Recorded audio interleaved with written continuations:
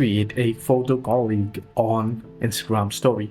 When you create a photo colleague on Instagram story, you can proceed to open up Instagram and then tap on the plus icon here within the story section and proceed to add and select the pictures to add. So I'll tap on plus icon here and then I'll be able to select. So you want to select multiple pictures at once. For instance, I want to upload multiple pictures, right? And tap on next. Then from here, now you can see you can go ahead and proceed to add it again. Tap on next and you can directly upload it. Now this will upload multiple pictures at once. However, if you want to create a colleague, what you can do is, for example, you want to choose this picture, you want to upload it.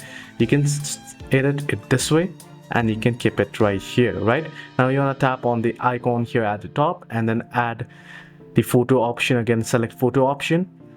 So here select photo. And then now add another image and you can add it this way and you can do so for multiple pictures and create a colleague. So this is how you can create photo colleague on Instagram story. Hope this video helped you. Do like and subscribe as well.